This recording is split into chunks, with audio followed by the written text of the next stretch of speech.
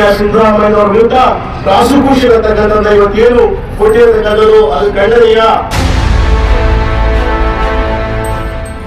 ಇದು ಕಾನೂನು ಬಾಹಿರ, ಸಂವಿಧಾನದ ವಿರೋಧಿ. 40 ವರ್ಷಗಳ ಇತಿಹಾಸದಲ್ಲಿ ಅವರ ರಾಜಕೀಯ ಇತಿಹಾಸದ ಸಿದ್ದರಾಮಯ್ಯರು ಯಾವತ್ತೂ ಕೂಡ ಒಂದು ಸಣ್ಣ ಕಳಂಕ ಕಚ್ಚುಕೆಯಿಂದ ಮುಖ್ಯಮಂತ್ರಿ ಮೇಲೆ ಕೊಟ್ಟಿರತಕ್ಕಂಥ ಪ್ರಾಸಿಕ್ಯೂಷನ್ ನೀವು ತೆಗೆದುಹಾಕಬೇಕು, ಹಿಂಪಡಿಬೇಕು. ಬಿಜೆಪಿಯವರ ಬಗ್ಗೆ ನನಗೆ ಒಂದು ಮರ್ಗ ಇದೆ, ಅಯ್ಯೋ ಅನ್ಸುತ್ತೆ ಬಿಜೆಪಿ ನೋಡಿದ್ರೆ. ಇದೇ ಬಿಜೆಪಿಯವರು 2023 ನಡೆದಂತ ಚುನಾವಣೆಯಲ್ಲಿ ಏನಾರ ಮಾಡಿ ಜೆಡಿಎಸ್ ನ ಮುಗಿಸ್ಬಿಡ್ಬೇಕು, ಜೆಡಿಎಸ್ ನ ಏನಾರ ಮಾಡಿ ಪುರುಷ ಸಮೇತ ಕಿತ್ತಾಕ್ಬೇಕು ಅಂತ ಹೋರಾಟ ಕೂಡ. ಇವತ್ತು ಬಿಜೆಪಿಯವರು ವಾಚ್ಮ್ಯಾನ್ ಕೆಲಸ ಮಾಡ್ತಾವ್ರೆ. ಜೆಡಿಎಸ್ ಅವರ ಮನೆ ಮುಂದೆ ಇವತ್ತು ವಾಚ್ಮ್ಯಾನ್ ಕೆಲಸ ಮಾಡುವಂತ ನಾವೆಲ್ಲ ಗಮನಿಸ್ತಾ ಇದ್ದೀವಿ. ಕೃಷಿ ಇಲಾಖೆ, ಕಂದಾಯ ಇಲಾಖೆ 40% ಕಮಿಷನ್ ಎಲ್ಲ ಭ್ರಷ್ಟದಲ್ಲಿ ಮುಳುಗಿರೋರು ಇವತ್ತು ಪಾದಯಾತ್ರೆ ಮಾಡ್ಕೊಂಡು ಬರ್ತಾರೆ. ಎಲ್ಲಿ ಯಡಿಯೂರಪ್ಪ, ಎಲ್ಲಿ ಸಿದ್ದರಾಮಯ್ಯ? ಯಾವ ಸಿದ್ದರಾಮಯ್ಯ ಬಗ್ಗೆ ನೀವು ಮಾತಾಡೋದು? ನೀವು ಭ್ರಷ್ಟಾಚಾರದ ಮುಳುಗಿಯ, ನೀನೊಬ್ಬ ಭ್ರಷ್ಟ ಅಂತ ಹೇಳಿ ಅವತ್ತು ರಾಜೀನಾಮೆಯನ್ನ ಕೊಡಿಸ್ತಾರೆ.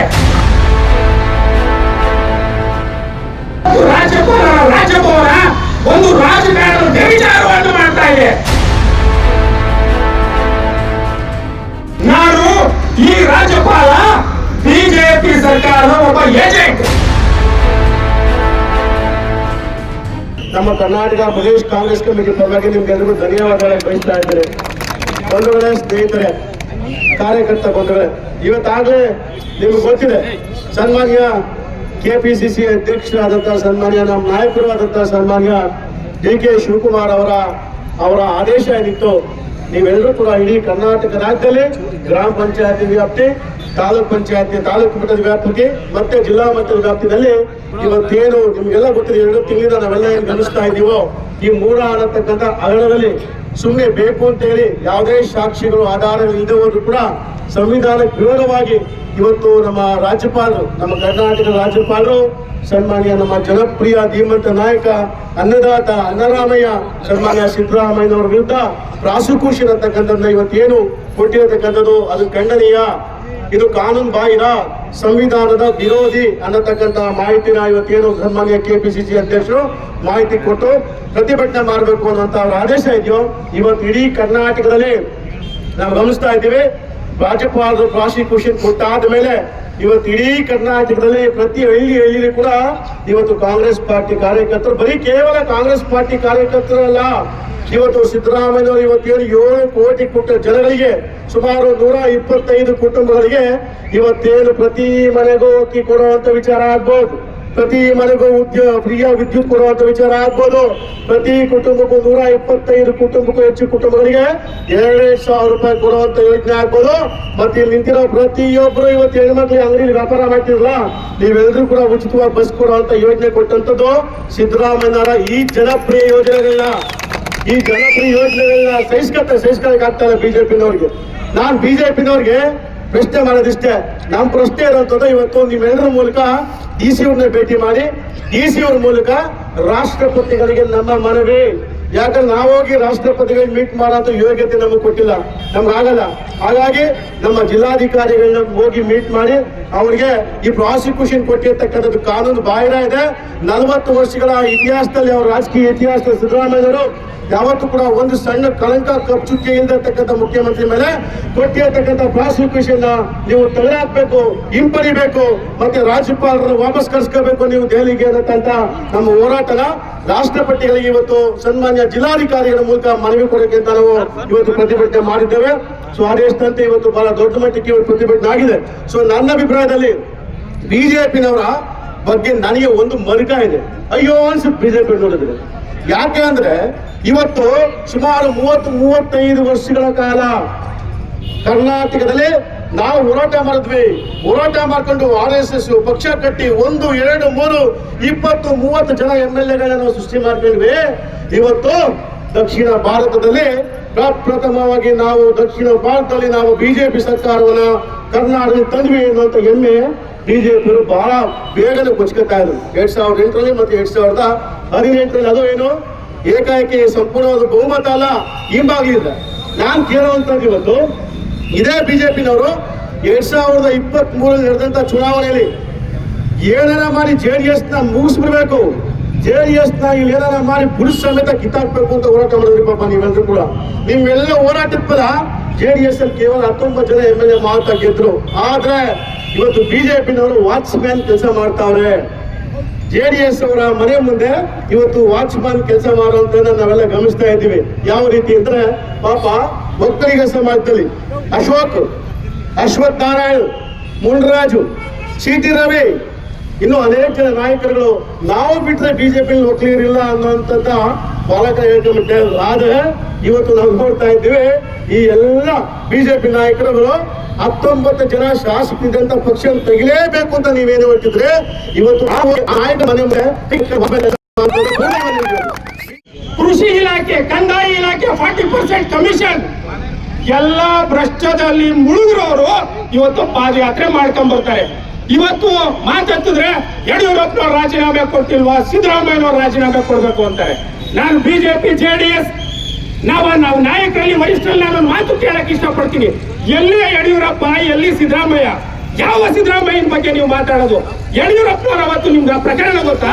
2010ರಲ್ಲಿ ಶಿವಮೊಗ್ಗದಲ್ಲಿ ಇಬ್ರು ಲಾಯರ್ಗಳು ಶಿವಮೊಗ್ಗ ಜಿಲ್ಲೆಯ ಒಂದು ಗಡಿ ಭೂಮಿಯನ್ನ 1,20,00,000 ಬಾಳುವಂತ ಭೂಮಿಯನ್ನ 20 ಕೋಟಿಗೆ ಯಡಿಯೂರಪ್ಪ ಮಾಡ್ತಾರೆ. ಸರ್ಕಾರದಿಂದ ಡಿನೋಟಿಫಿಕೇಶನ್ ಆಗುತ್ತೆ. ಅದರ 1600 ಪುಟಗಳನ್ನ ಆ ಇಬ್ರು ಲಾಯರ್ 2010ರಲ್ಲಿ ರಾಜ್ಯಪಾಲರ ಗಮನಕ್ಕೆ ತರ್ತಾರೆ. ಅವತ್ತಿನ ಹಂಸರಾಜ್ ಭಾರದ್ವಾಜ್ ಅವರ ಗಮನಕ್ಕೆ ತರ್ತಾರೆ. ಅವತ್ತು ಹಂಸರಾಜ್ ಭಾರದ್ವಾಜ್ ಏಕಾಏಕಿ ಪ್ರಾಸಿಕ್ಯೂಷನ್ ಜಾರಿ ಮಾಡಲಿಲ್ಲ.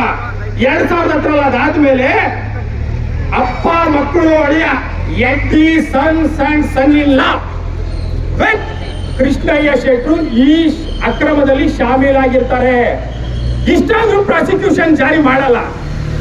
16,000 ಕೋಟಿ ಈ ರಾಜ್ಯದ ಗಡಿಯಲ್ಲಿ ಲೂಟಿ ಮಾಡಿ ಸರ್ಕಾರ ರಾಜ್ಯದ ಬೊಕ್ಕಸ 16,000 ಕೋಟಿ ನಷ್ಟ ಉಂಟು ಮಾಡಿದೆ ಅಂತ ಒಂದು ರಿಪೋರ್ಟ್ ಹಾಕ್ತಾರೆ. ಅವಾಗಲೂ ಪ್ರಾಸಿಕ್ಯೂಷನ್ ಜಾರಿ ಮಾಡಲ್ಲ. 15 ಡಿನೋಟಿಫಿಕೇಶನ್ಗಳಾಗಿರುತ್ತೆ, ಅವತ್ತು ಪ್ರಾಸಿಕ್ಯೂಷನ್ ಜಾರಿ ಮಾಡಲ್ಲ. ಸೆಷನ್ ಕೋರ್ಟಿಗೆ ಗಮನಕ್ಕೆ ತರ್ತಾರೆ. ಅದಾದ್ಮೇಲೆ ಜನವರಿ 2011ರಲ್ಲಿ ರಾಜ್ಯಪಾಲರು ಹಂಸರಾಜ್ ಭಾರದ್ವಾಜ್ ಅವರು ಇಷ್ಟೆಲ್ಲಾ ಪ್ರಕರಣಗಳನ್ನ ಕೈಗೊಂಡಾಗೆ ಒಂದು ಪ್ರಾಸಿಕ್ಯೂಷನ್ ಜಾರಿ ಮಾಡ್ತಾರೆ. ಜನವರಿ 2011 ಪ್ರಾಸಿಕ್ಯೂಷನ್ ಜಾರಿ ಆದ್ರೂ ಕೂಡ 2011 ಆಗಸ್ಟ್ ಅಲ್ಲಿ ಯಡಿಯೂರಪ್ಪನವರು ರಾಜೀನಾಮೆ ಕೊಡ್ತಾರೆ. ಯಾರು ರಾಜೀನಾಮೆ ಕೊಡ್ಸೋದು? ಅದೇ ಅವತ್ತು ಸಚಿವ ಸಂಪುಟ ಕರೆದು ನೀನು ಭ್ರಷ್ಟಾಚಾರದಲ್ಲಿ ಮುಳುಗಿದ್ಯಾ, ನೀನೊಬ್ಬ ಭ್ರಷ್ಟ ಅಂತ ಹೇಳಿ ಅವತ್ತು ರಾಜೀನಾಮೆಯನ್ನ ಕೊಡಿಸ್ತಾರೆ.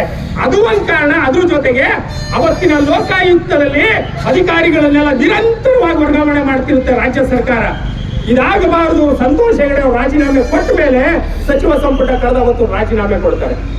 ಈ ಭ್ರಷ್ಟ ಯಡಿಯೂರಪ್ಪ ಎಲ್ಲಿ, ಅಹಿಂದ ವರ್ಗದ ಸಿದ್ದರಾಮಯ್ಯ ಎಲ್ಲಿ? ಇವತ್ತು ರಾಜ್ಯಪಾಲರು ಏನಾಗ್ತದೆ? ಇವತ್ತು ರಾಜ್ಯಪಾಲರ ರಾಜಭವನ ಒಂದು ರಾಜಕಾರಣದ ವ್ಯಭಿಚಾರವನ್ನು ಮಾಡ್ತಾ ಇದೆ. ಇವತ್ತು ಭ್ರಷ್ಟಾಚಾರ ನಿಷೇಧ ಕಾಯ್ದೆ 1988 ಸೆಕ್ಷನ್ 17 ಏನಲ್ಲಿ ಕಾನೂನನ್ನ ಸಂಪೂರ್ಣವಾಗಿ ಇವತ್ತು ರಾಜ್ಯಪಾಲರು ಉಲ್ಲಂಘನೆ ಮಾಡಿದ್ದಾರೆ. ಸಂವಿಧಾನವನ್ನ, ಆ ಸಂವಿಧಾನದ ಆಶಯಗಳನ್ನ ಧೂಳಿಪಟ ಮಾಡ್ತಾ ಇದ್ದಾರೆ. 163, 164 ಆರ್ಟಿಕಲ್ ಏನ್ ಹೇಳುತ್ತೆ? ರಾಜ್ಯಪಾಲರು ವಿವೇಚನೆಯಿಂದ ಒಬ್ಬ ಜನಪ್ರತಿನಿಧಿ ಮೇಲೆ ಅವ್ರು ಕ್ರಮ ಕೈಗೊಳ್ಳಬೇಕು ಅಂತ ಹೇಳುತ್ತೆ. ಒಂದು FIR ಆಗಿಲ್ಲ, ಒಂದು ಇನ್ವೆಸ್ಟಿಗೇಷನ್ ಆಗಿಲ್ಲ, ಒಂದು ಜುಡಿಷಿಯಲ್ ಇನ್ವೆಸ್ಟಿಗೇಷನ್ ಆಗಿಲ್ಲ, ಒಂದು ಯಾವುದೋ ಒಂದು ತನಿಖಾ ತಂಡ ಇವತ್ತು ಯಾವುದೇ ರೀತಿಯಾದಂತ ತನಿಖೆಯನ್ನ ಮಾಡಿಲ್ಲ.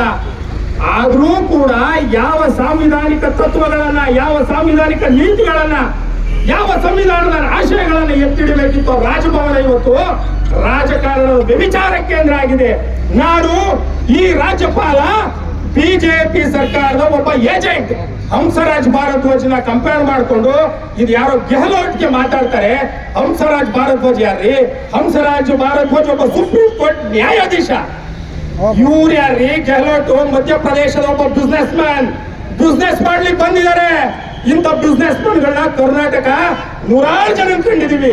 ನಿಮ್ಮ ಈ ಕಿಡಿಗೇಡಿತನ ಈ ಮಧ್ಯೆ ಧೋರಣೆಗೆ ಕರ್ನಾಟಕದ ಜನ ಯಾವತ್ತೂ ಎದುರೋದಿಲ್ಲ ಅನ್ನೋ ಮಾತನ್ನ ಹೇಳ್ತೀನಿ. ನಾನು ಇವತ್ತು ರಾಜೀನಾಮೆ ಸಿದ್ದರಾಮಯ್ಯನವ್ರು ಕೇಳ್ತೀರಾ ನೀವು? ನಿಮಗೆ ಮಾನವ ಮರ್ಯಾದೆ ಏನಾದ್ರೂ ಇದ್ರೆ ಬಿಜೆಪಿ ನಾಯಕರುಗಳಿಗೆ ನೀವು ಹೋಗಿ ಮೋದಿನ ರಾಜೀನಾಮೆ ಕೇಳಿ. ಯಾಕೆ ನಮಗೆ ಮಿನಿಮಮ್ ಸಪೋರ್ಟ್ ಪ್ರೈಸ್ ಕೊಡಿ ಅಂತ ಹೇಳಿ ಪಂಜಾಬ್ ರೈತರು ದೆಹಲಿನಲ್ಲಿ ಹೋರಾಟ ಮಾಡಿದ ಗುಂಡಿ ಕೊಂದ್ರಲ್ರಿ, ಕೊಟ್ಟಕರ ರೋಡಿಗೆ ಮಳೆ ಹೊಡೆದ್ರಲ್ರಿ, ರೋಲ್ ಹರಸಿದ್ರಲ್ರಿ, ಫೈರ್ ಇಂಜಿನ್ ಕರ್ಸಿ ಫೈರ್ ಮಾಡಿಸಿದ್ರಲ್ರಿ. ಏನ್ರಿ ನೀವು ಕೊಡ್ಸೋದಿದ್ರೆ ಮೊದಲು ಮೋದಿ ರಾಜೀನಾಮೆ ಕೇಳಿ. ನಮ್ಮ ಯುವಕರು ತಾನೇ ನಾವು ಕೋಮುವಾದವನ್ನ ಬಿತ್ತಿ ಉದ್ಯೋಗದಿಂದ ವಂಚಿಸಿದ್ರಲ್ಲ, ಅವ್ರನ್ನ ಕೇಳಿ.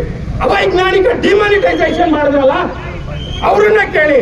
ಎಲೆಕ್ಟ್ರಲ್ ಬಾಂಡ್ ಅಲ್ಲಿ ಸಾವಿರಾರು ಕೋಟಿ ಹಗರಣ ನಿಂತಲ್ಲ, ಅವ್ರನ್ನ ಕೇಳಿ.